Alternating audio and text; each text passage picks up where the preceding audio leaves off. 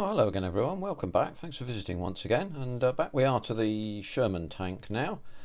We did the first hour of videoing a week or so ago, and you were all very pleased to see that. Thank you very much indeed. There were lots of comments on the video, so that was most gratifying to see.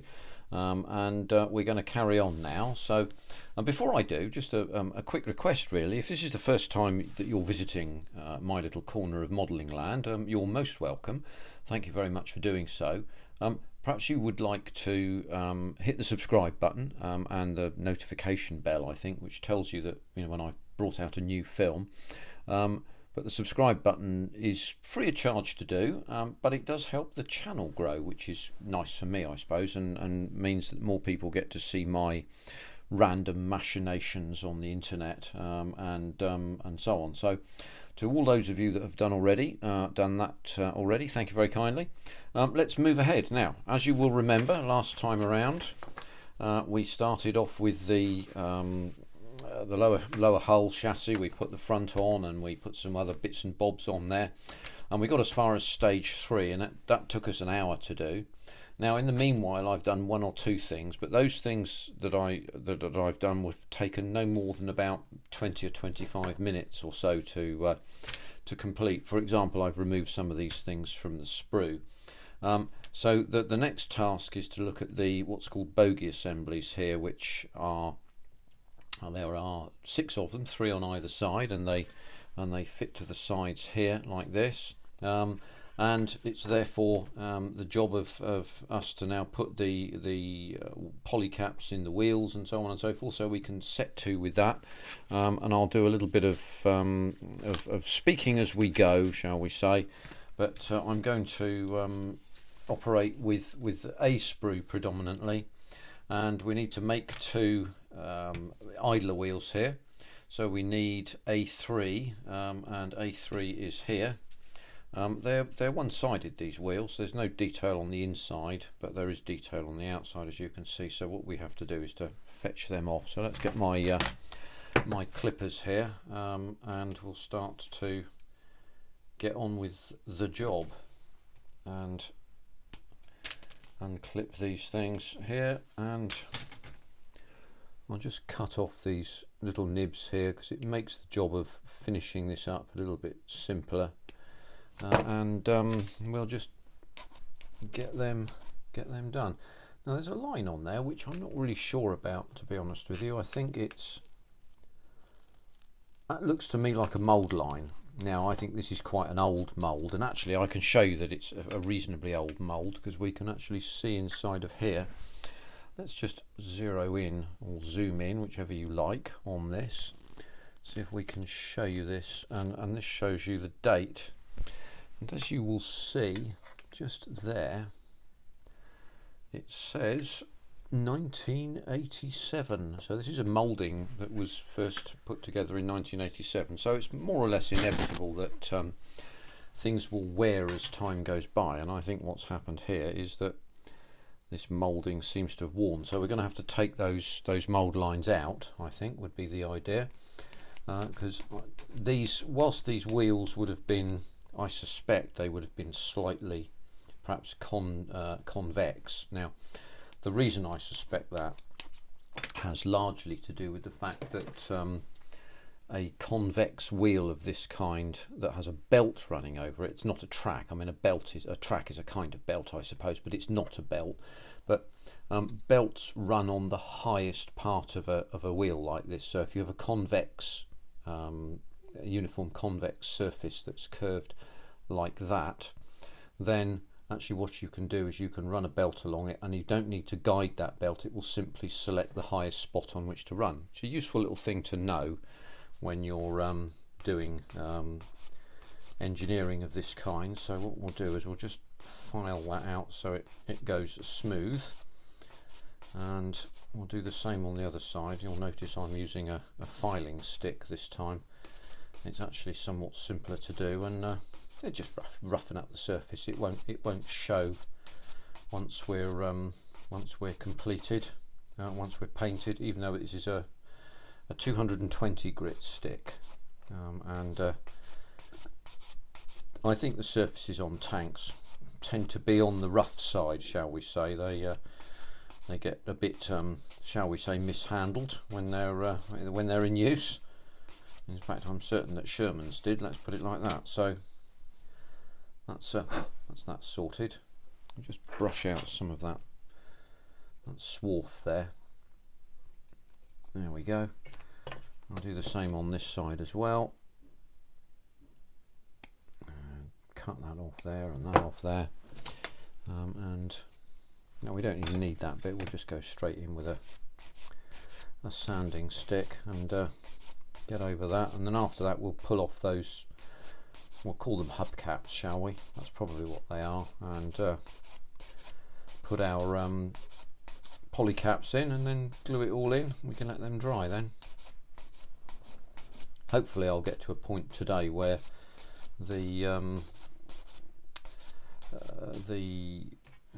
all the works on the lower hull will be pretty much complete, and that will allow us to then move on to the upper hull and the turret on the next video. So we'll just chop that out and drop that on the surface there. I'm going to just cut that gently so that I can, there we go, it's landed on my finger there. Put that over there and give that a quick file. Small thing, so we have to be more careful with it. Just going to drop the magnifying glass a minute and cut off that little section there.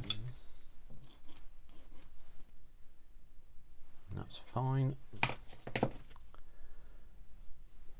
Same as I don't actually need to do any cutting on that one, just that's fine also by the look of it. So we need the polycap, we need the polycap small, and we can see in here that there are 6 polycaps, 2 small and 4 large, so we're okay on that. Just take that paper clip away. I think that Steve's Vintage Model Builds contrived a name for these things. I think there is a name for these sort of Johnsons here. That I shall call it a paperclip Johnson, and that will be fine. But he has a name, and no doubt he'll put it in the comments. So look out for that, because he may watch. I may be lucky, and he may watch my video. And if he does, hello, Steve's Vintage Model Builds. What a decent chap you are. Go and visit him, and he occasionally builds tanks amongst other things. But he's a polymath on modelling. As many of you are, actually, as it goes. Let's just centre that up. There we go. That's that one.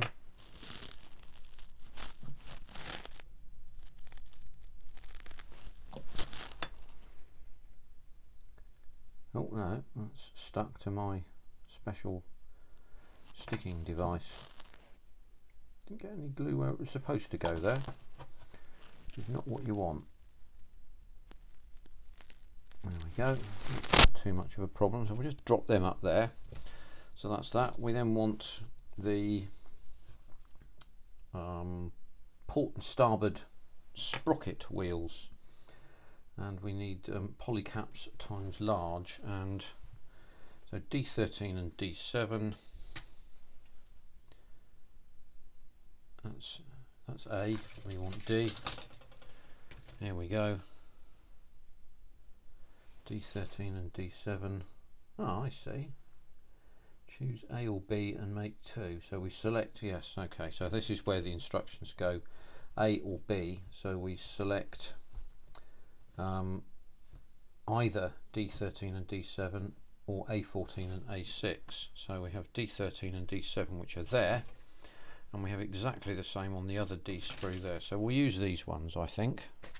Now, they're probably for different variants, which will mean that some of you experts on tanks out there will say to me, now look here, Zinner's old boy, you've got that wrong. If you're making this particular variant of tank, then you should have used these sprockets because they're different, and they are visibly different. So sing out in the comments, let me know. I'm more than happy to hear from you on this one. just have to be quite careful with these sprocket teeth. We don't want to damage them any. Oh, hello. Nearly knocked the glue over. That would have been a bit of a disaster, wouldn't it? Okay, so that's that one. So let's just give this a quick clean up. Just with this, just the very lightest of cleanups required there.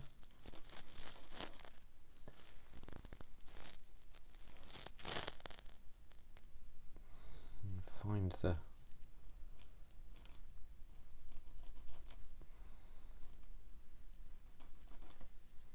nibs there we go, and do the same on this one. Then we'll pull the other two off and we'll attend to them in the same fashion. There is, by the way, a choice of main wheels, tractor wheels or whatever it is they call them. There will be a name for them. So that's that one, those two. In fact, actually, I'll tell you what, we'll fetch off a polycap and drop that in and shut that up, and that way it doesn't go anywhere, does it? So we'll drop that in there,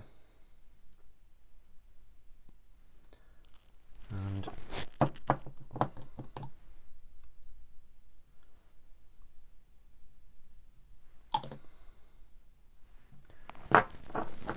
it's fairly straightforward. So these will be painted, of course, separately, and some of the idler wheels, for example, we could just drop straight onto the shafts and leave them on there. I would think. The main wheels we'll have to do separately, but there are certain things that we can, I think, put straight onto the bodywork before we paint. I confess I'm not a great fan of painting things on sprues, if I'm absolutely honest with you. I know people do it, and if you do it, then great. I mean, I know that Peter Oxley, it induces his wrath when you paint on sprue. I think I seem to recall he mentioned something like this, but as a joke, by the way.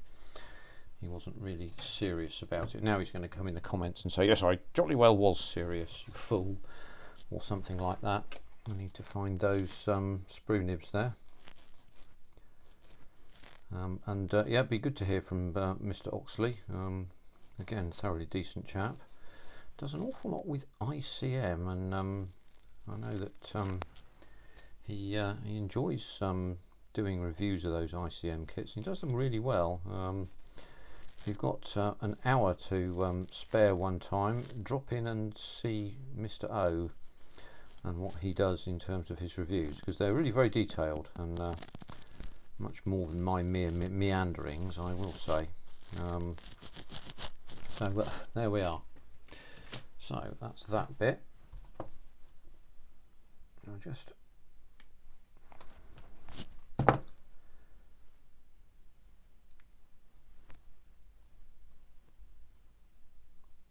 get them located. There's a nice locator journal there that you can use. Just drop some glue in there and get that cemented in. Move that away over there, so that's another one done. Put that up there. Then we're into the bogies. Bogies. There we go. Now, I had a thought about this, a thought or two. So these bogey assemblies need to be assembled, and you've got obviously one that goes on the back, as indicated by this little spoon here and a pin there, so you can see them. I'll just zero in and show you. So there's a little pin there and a little spoon there, and they go into the obvious locations there. And then you've got these front sections here which then sit onto the front, and the bogey wheels sit inside on those little tabs there. Now, what I've decided to do is to drop in these guide wheels here, and drop in the sections where we need these little suspension areas, little suspension pads there on the We'll do that on the sprue here. Then we'll remove them from the sprue, and these little back sections we will put in, and then I can put these front sections in afterwards and just put them in with some blue tack, so I can then paint them, then withdraw them, put the wheels on as well. So these are the wheels, but we'll be able to pretty much show you that, and then I'll paint the whole lot off camera so that you can see that now. So 3 of these I've done before, as I say, which took no more than sort of 15 or 20 minutes or so, and I'm going to cut those 3 off, and there we go. So those numbers were part number 16. So A16 is the right bogey. Now if we look forward in the instructions here, the right bogies are on this side here, so we get them the right way round, and what they do is simply sit in really nice and sleekly like that. So I'll just remove the not ejector pin markings, the sprue gates from these, and just give them a quick clean down, and then we can start the job of dropping those in. So I'll just put that over there out of the way for a second. And as I said, this is just build video, really, just showing you what sort of things might be more tricky. Let's put that in so that you can see it, and then I can see it as well. And there aren't too many, to be honest, tricky things in this. I wouldn't have thought. You might have to pay a bit of attention to the instructions now and again, but I don't think that's so much of an issue. Get my little knife there and just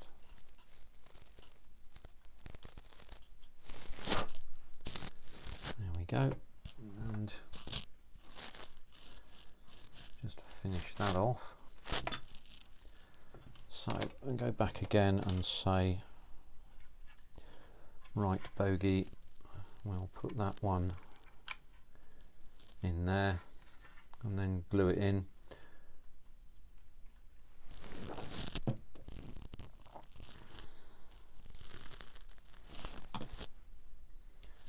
Just hold it there for a second, get some glue down the bottom there. It's dead straightforward, really, not difficult at all, is it? Glue away over there, don't want to knock that.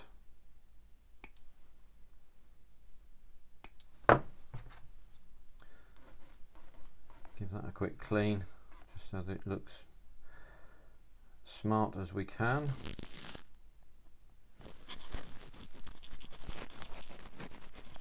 Just clean those 2 little sections there.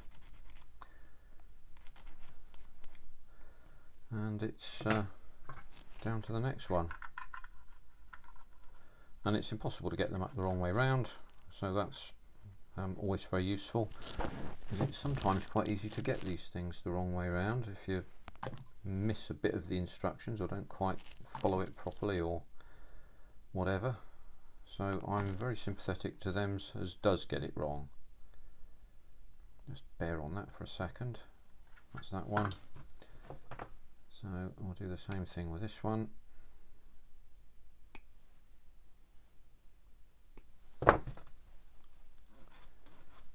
Get rid of those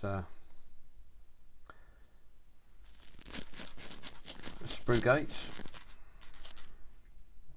Having started this, of course, I noticed on the internet there's a goodly number of people doing these particular Sherman kits, and there are lots of variants to choose from, which is nice for model builders. So if you like a particular kind of tank like the Sherman, then you've got a number of choices to make. You know, some with a 75mm gun, some with an 85, I think, millimeter gun, but you know, some with quite large guns. I think there's something called a Firefly, which is one of the variants of the Sherman, which was used and had a very powerful gun on it, which I gather, and again I stand to be corrected, I gather the very powerful gun, the breech mechanism had to be turned up the other way in order to accommodate the weapon in the turret, and they had to create a larger rear overhang in order to accommodate that. So that's quite interesting, I think. So right, that's that bit done. So those are the right bogies, the left bogies, which are these. So we want part number, wherever it is, A18. So A18 are these three, so these are the three that are left. I'm going to leave them on the sprue, and what we'll then do is we'll drop in the these suspension elements, and the suspension element sits in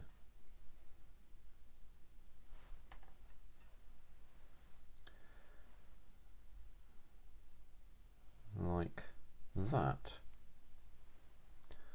There we go. So let's just zero in on this so that you can see what's going on here. There we go. I think you can probably see it. Let's give that a little bit of light. So those suspension elements sit onto that slot there, and the pin that's at the front here, you can see, sits into the pinhole there. So it's pretty straightforward, but it's a reasonably loose fit, so it's probably a good idea to make certain that we get the location as correct as we can, because as you see, when you apply the brush to it and the glue brush to it, it does have the action of moving the element that you're trying to glue. So we'll just make sure that, I think that's about as good as it needs to be. So we'll move to the second one now, and I'll drop that one in like that, and a bit of dab of overstruck that onto the wheel shafts there. So don't worry if you do that sort of thing. It does happen from time to time. Just leave it and it will evaporate away. It won't do any harm. It only starts to do harm, for those of you that don't know, when you start beggaring about with it. So here we go again, the third and final one here. This isn't onerous, isn't an onerous task at all, as you can see. Just drop a bit of glue in there, another little drop in there. There we go. Now we can just leave those to do their own thing.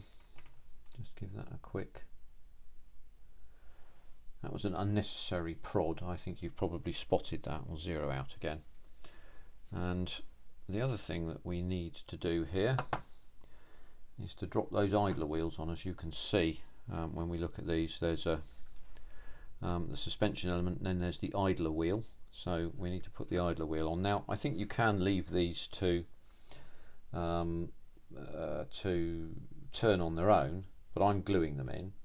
And these are quite easy because there's a large hole on one side and then there's a small hole on the other, so you can just basically drop it in and then essentially drop some glue in there, and you're done then.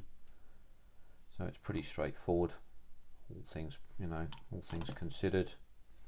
It's points for old rope, this, isn't it, really, eh?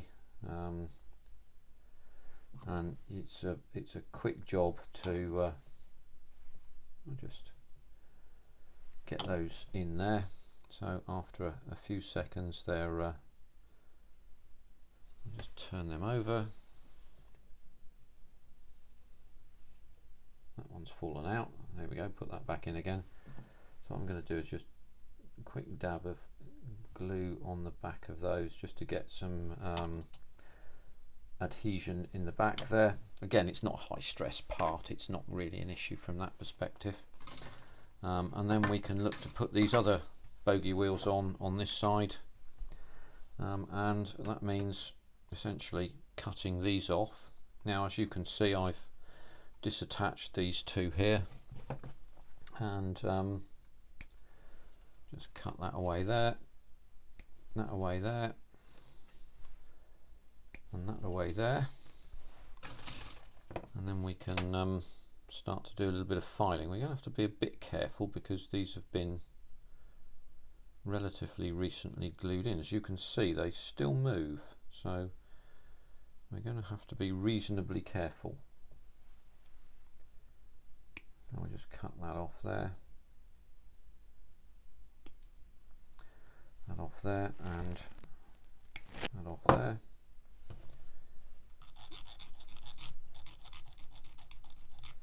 And just smooth them away. Again, we throw them on the floor or something. Throw them on the deck. Now you can hear the chattering noise, which is because this moves more than one would want it to, but that's okay. We're not moving a lot of material there. This one, no chatter, because I'm not allowing the work to bend. So that's the first one.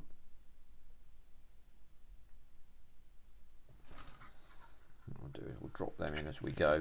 I think that's probably the thing to do, isn't it? Because they can't come to any harm once they're glued in there, can they?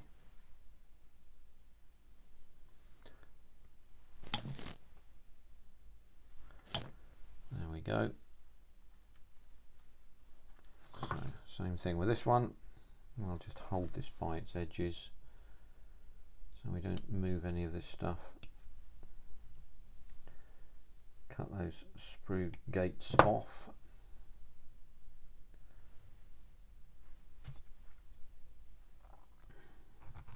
Give that a quick file. Really a lot to do there, is it? It's all pretty straightforward stuff.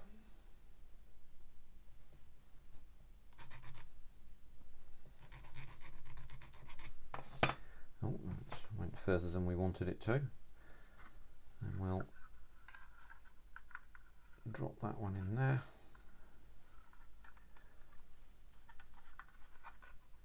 In this way we're losing the requirement to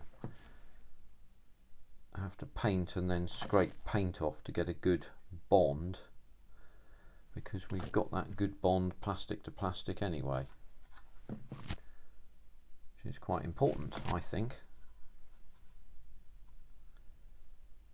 Just bear on that for a second. Don't need to bear hard on it, just quite gently. Last one of these.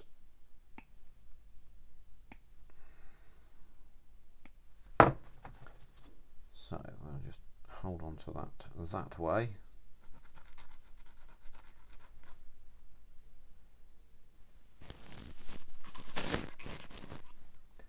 And some of this won't be too visible, to be honest with you, but it's as well to be exacting in one's work, I think, isn't it? As much as is possible, anyway.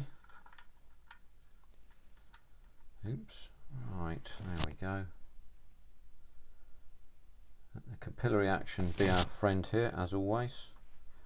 We're just using the standard extra thin adhesive today, and we don't need to use quick setting at all. There's no reason for us to do that. So now we have those 3 sets of bogies in, we'll just let that dry for a minute.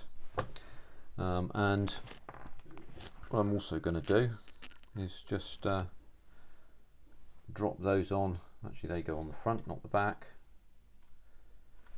Drop them in, they just slot in very nicely and easily, so it gives us an opportunity to see what they look like. Same with them, and so we're coming along perfectly happily with those. I may glue them in possibly, because it doesn't really matter that these things move, they don't need to, absolutely. And what we'll then do is I shall look at the left bogey's front settings, which are A17, and that will be these bottom 3 here. We'll take them off the sprue, and then we'll just start to look at blue tacking them into place, so that the places where we need to glue will not get covered in paint, and the places where we don't need to glue will. Let's put it like that. So 17. So we'll just cut that away. As you can see, I've taken off the sprues. I've cut these off the sprues on these sides, so it should be more quickly. I then forgot that I did that,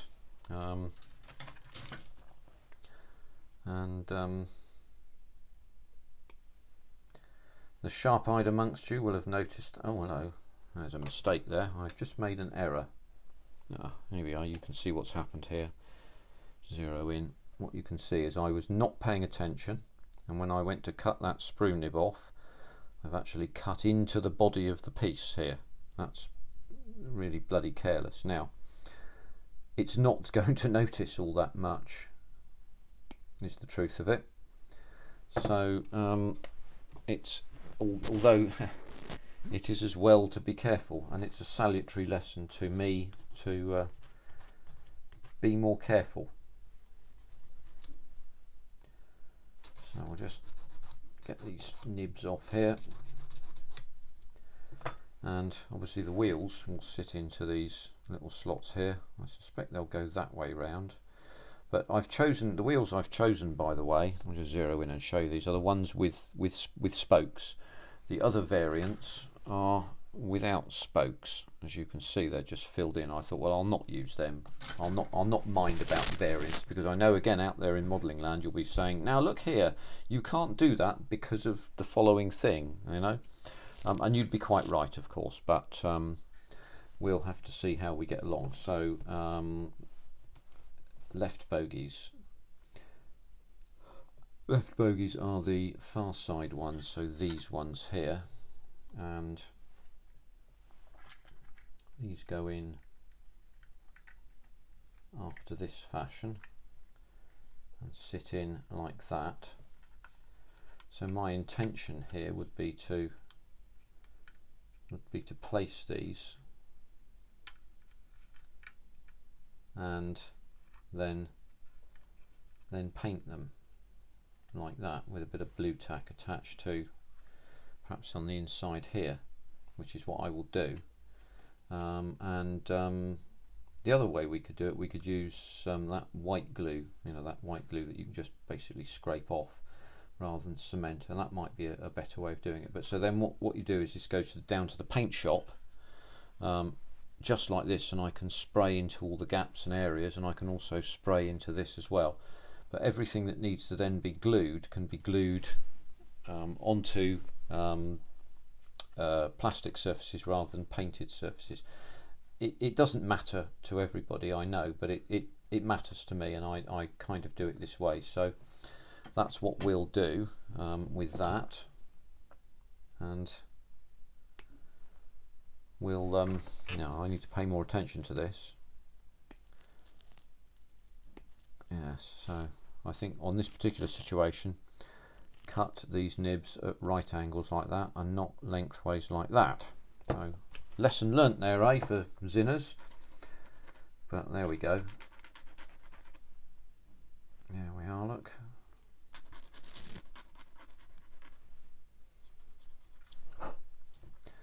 So we'll leave them just like that. So I've sort of shown you what I'm going to do. Again, I nearly did the same thing again, didn't I? So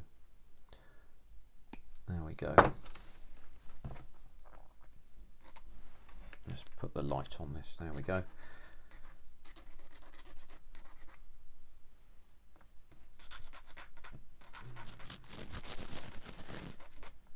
So, as I've said, with these outer bogey sections, I just drop them into place like that, and use a bit of that white glue. Perhaps I'm leaning towards white glue now, and perhaps put them the right way up, that would help. And then next bit, let's see if we can put that one in there. Does that fit better? Now something's not fitting properly there. That one fits very nicely, so we say that's front right there as we look at it. Let's just pick this one up and see if that one fits. Should ought to. Yeah, that fits nicely there. And then this last one here, see if that fit, we can get that one to fit, and there we go. So let's say front right middle right, rear right, because the sprocket is at the front, of course. So what we'll do with that is I'll do that off camera for you, and next time we come to look at this, we'll see the things all painted. I'll have had the tyre black paint on all of this stuff here, and it'll be painted olive drab XF62, which I have here.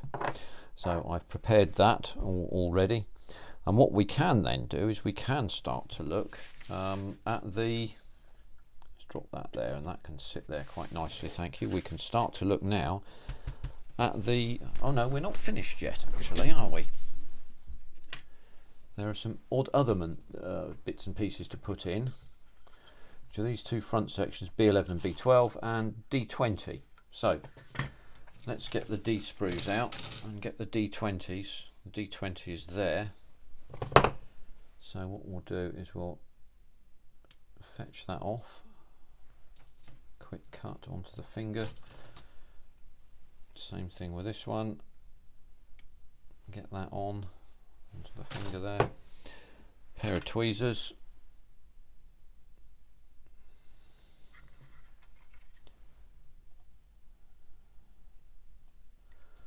No, I'm not going to do it that way. I'm going to do it this way instead.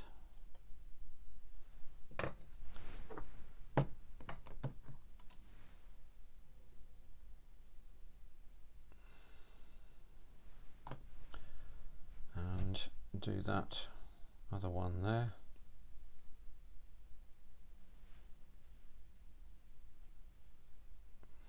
Just make sure this is not sided. I don't think it is. No, it isn't. No. I think if it was sided, Tamiya of all companies would probably have told us, wouldn't they? Don't you think?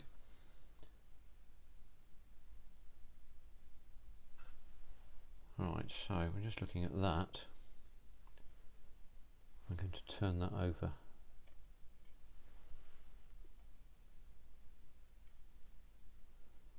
And they're the same orientation. Ooh. Or at least they were until I did that. So what we'll do is just do some quick adjustment there.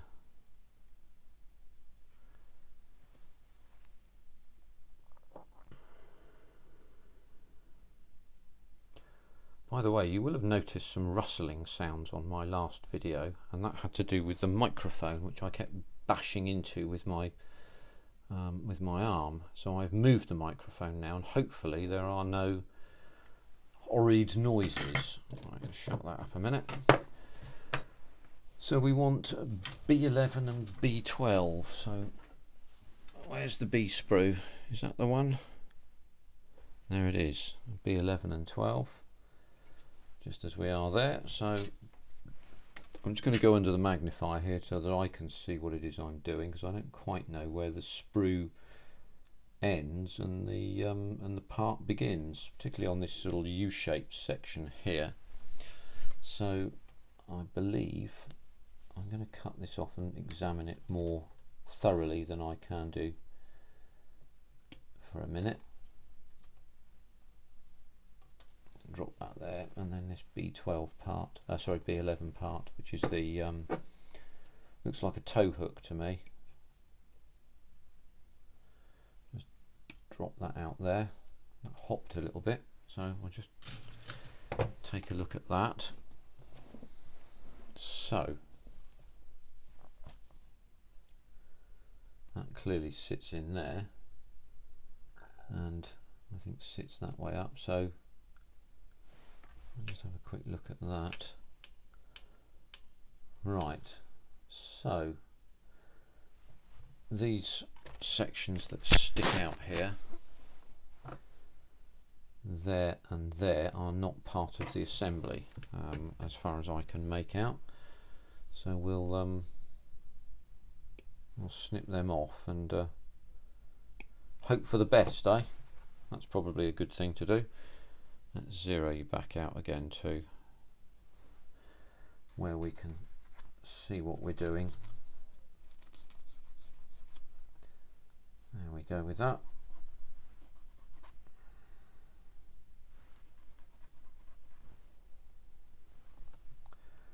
Alright, I'm going to smooth that down there.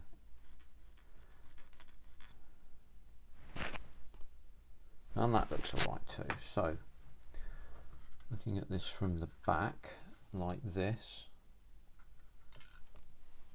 that section sits in there like that. So what I'm going to do is just essentially stand that up that way and then glue it in on the inside like that. Move that away.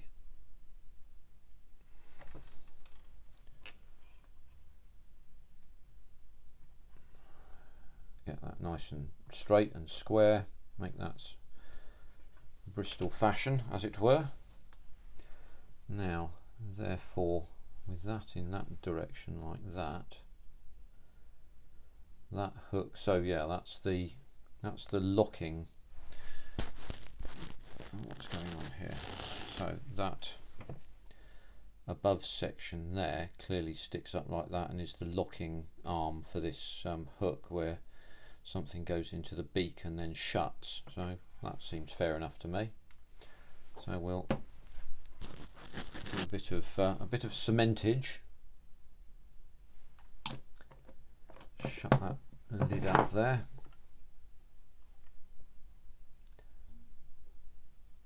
And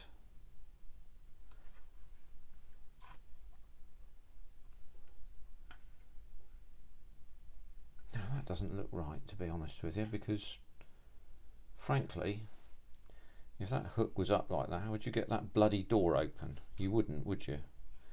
So that doesn't seem, I mean, quite clearly what one can do if there's nothing in there is drop that hook down, but it's quite close to interfering with this. I mean, anybody who left that hook up would not be able to get into this bulkhead here.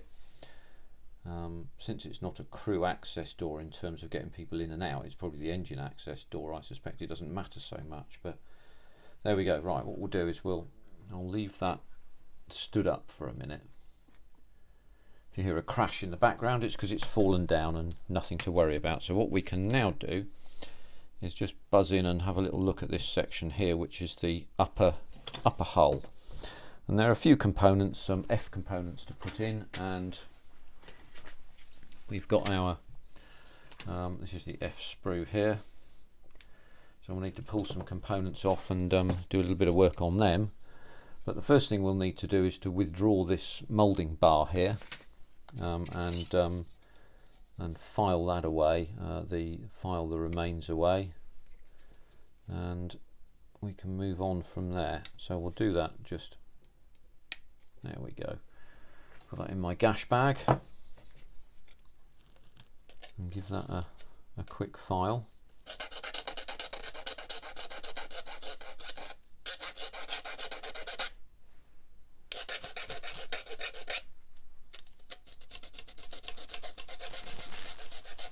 There we go, that went smooth quite quickly. There we go, that's that done. Do the same thing here. That's nice and smooth now, doesn't need to be anything special on the inside. So we now want F24, F7, F12, F11, F4, yeah, so all F sprues, so F24, that's F24 there.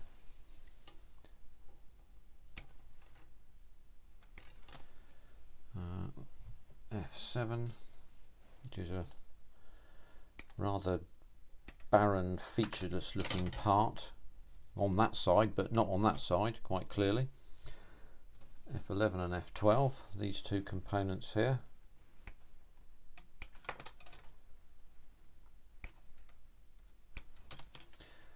F11, F12, and then F4, which is that one there, which looks like a little door. So Quick bit of clean up to do there.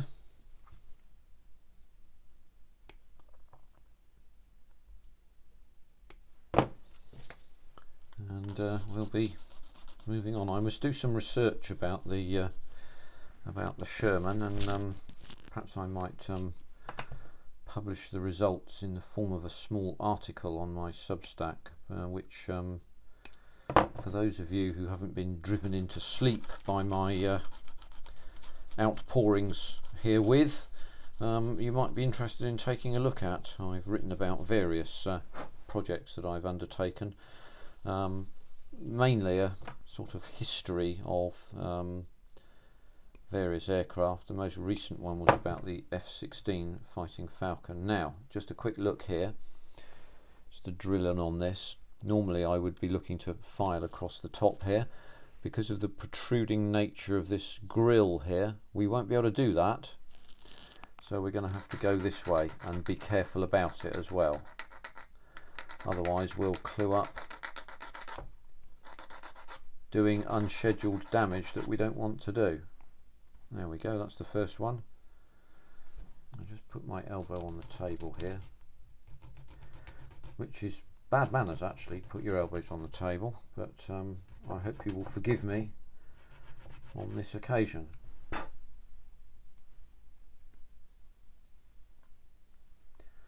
What's that there?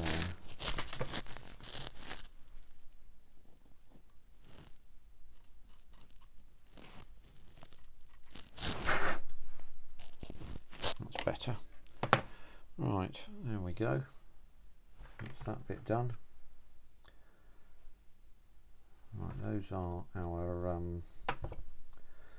nibs there that we want to remove.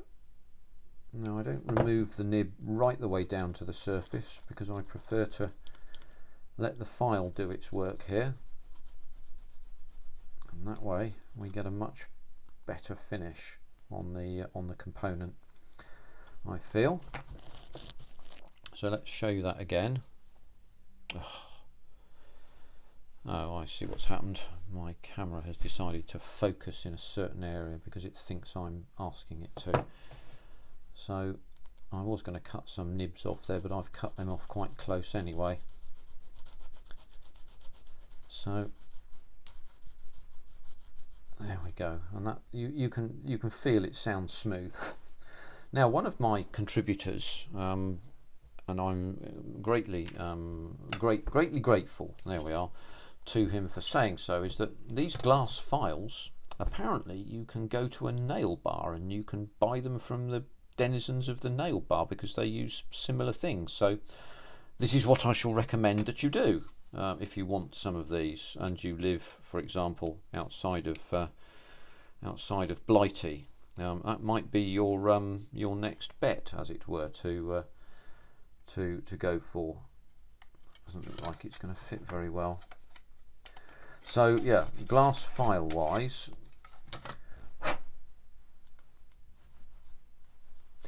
this is the next trip if you want to get some glass files. They do last a lot longer than your sanding sticks and so on, but sanding sticks have their place, as do all these things, to be honest with you. So yeah, so we'll fit that part in there, and then we'll start to do some gluage. We have to be careful because glue may wick through onto my fingers and cause problems, so we'll be reasonably careful doing this. I'm just going to bear on that in that fashion, like that. Just see how that works. Yeah, that's fitting very nicely actually. As you can see, this section here has a little weld mark in it, which butts up very nicely to the work that we've just put in there. So that's quite nice. I quite like that. That's not a bad thing to happen. Let's zip out again, and so we've got that section done. We now want F7, which is not that bit, but is that bit.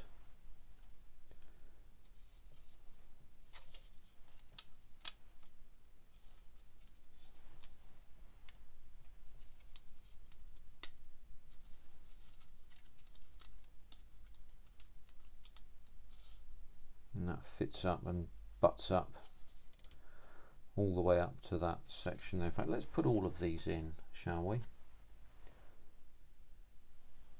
And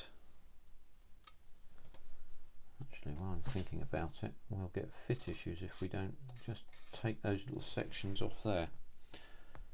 So what we did, what I've just done there is I've just noticed where I've removed that bar that went across here and filed, I left a burr, which can easily be removed by the judicious application of one's Swan Morton blade. These are Swan Morton knives I use here, which I think are commonly used by modelers in the business. Although I need some more of these blades, and I can't remember what number they are. I think maybe on the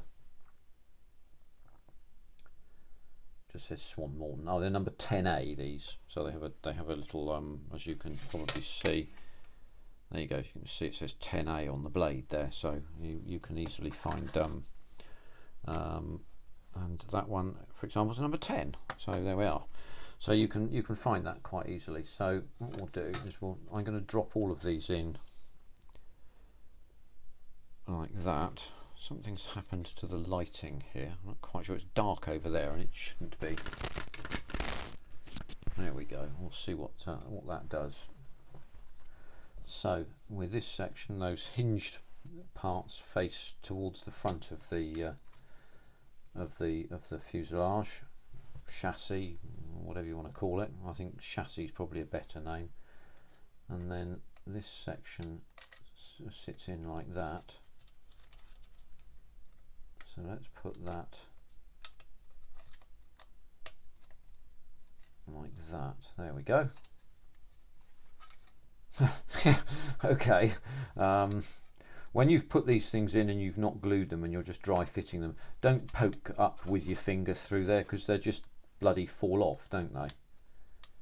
There we are. So we'll by the way, that little round section, that oblong section there, goes further forward.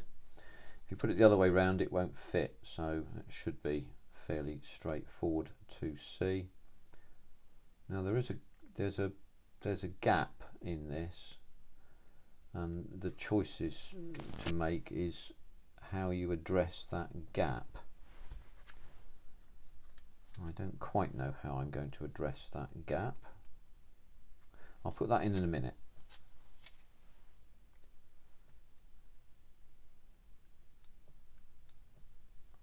No, the choice is whether you angle these forwards like that and leave a gap at the back here, which would, yeah. Let's have a quick look at this. So there's a weld mark there. That's a bulkhead there. So you could argue there might be there wouldn't be a hinge there. That would just be sealed flat and shut there, I suspect. I think what I'm going to do is to just angle those forwards and glue them forwards. That's probably the way to do this. So let's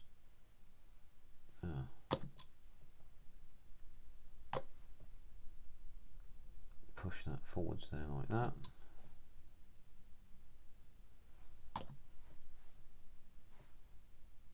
And then gently glue in. I'd like to glue up from underneath, but since we don't have that choice, given the perilous way these things are fitted, we'll just have to do it from the top and do it very carefully.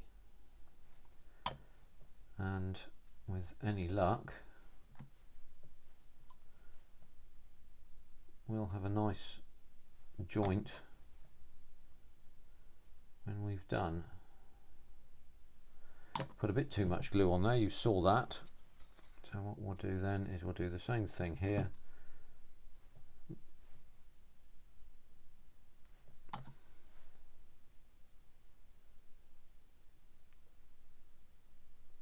There we go, right.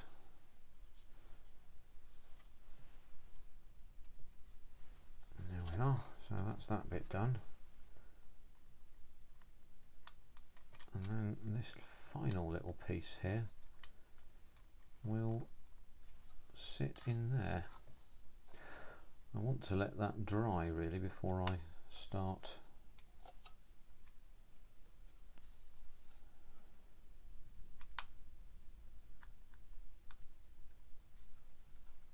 gluing, and I'm not happy about the fit of that, although it looks like that's how it should be.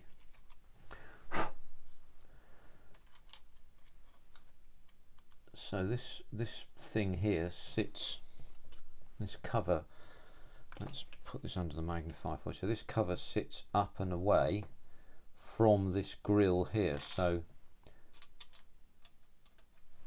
we might be advised to first of all clear the swarf away from that, but might be advised to paint that, but I think I'll just reach in there with an airbrush, since that's going to be under the rear overhang of the tank anyway. In most cases we can avoid having to do too much in the way of work there. So what we'll do is we'll glue in via the posts either side at the front here. So there are two posts, one here and then one there, and then a couple of hinges here, so we'll glue into them. That was a lot of glue, that was less, but it wicks in, as you can see. And then what we'll do is we'll just see if I can actually see my glue pot here.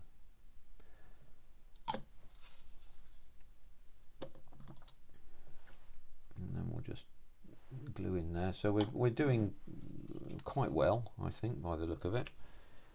And just zip that up. And that's section 5. And then we'll be on to section 6. So there we are. 57 minutes. So it's a longer video this time by 7 minutes, but we've gone from having no tank at all to having quite a lot of things actually completed. That's ready to go to paint, as is those other little sections. This has got quite a few things put onto it now, but we've not got too many sections left to do here.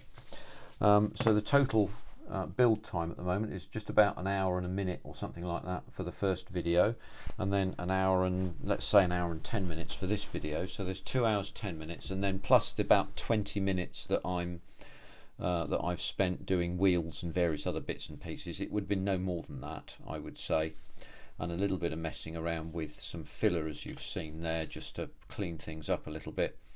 So I would say that we're in a position of being about 2.5 hours worth of work so far to make the project, and things are going along quite nicely, I hope. So look, thanks very much for coming along once again and visiting Chez Zinners, and I'll see you on the next one, and we'll carry on as before. So good luck everyone, take care, see you on the next one, bye for now.